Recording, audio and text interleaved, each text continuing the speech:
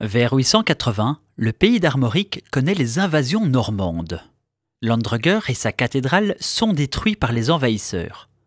Ce n'est que vers 970 qu'un nouvel évêque, appelé Gracias, va entreprendre la construction d'une nouvelle cathédrale. Aujourd'hui, il ne subsiste de ce second édifice que le mur du transept nord et la tour qui le surmonte, appelée tour d'Hastings, datant du XIIe siècle.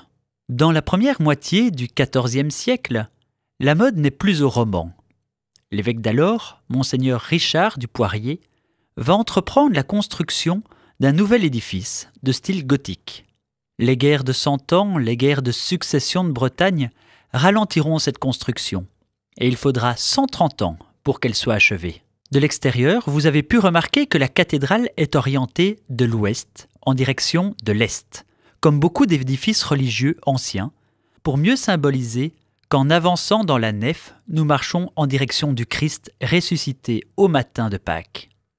La grande chaise, appelée cathèdre dans le chœur, nous rappelle que nous sommes dans une cathédrale.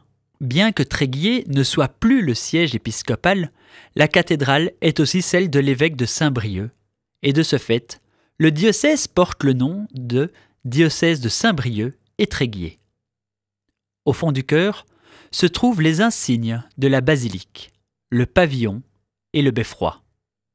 Le titre de basilique est donné par le pape pour honorer une église contenant des reliques. Sur la gauche, vous voyez une belle statue de saint Yves, le grand saint du Trégor, patron secondaire de la Bretagne après sainte Anne. Cette statue du XIXe siècle représente saint Yves dans ses ornements d'official. Nous découvrirons plus tard la vie de saint Yves en continuant la visite. En nous retournant, nous sommes face à la tribune des orgues et au portail ouest qui est le plus ancien de l'édifice actuel. Le buffet d'orgue du XVIIe siècle provient comme une partie des statues et du mobilier de la cathédrale, d'églises ou encore de chapelles de la région. Il se trouvait à l'origine à Bégard, dans une ancienne église abbatiale, et c'est au XIXe siècle qu'il a été transporté et réinstallé ici.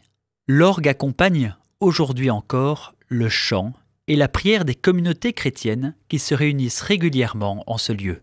Sous la tribune de l'orgue, le portail ouest, que l'on appelle Porche des Ladres ou Porche des Lépreux. C'est le plus ancien de la cathédrale. Au Moyen Âge, les lépreux assistaient aux offices, assis sur les marches.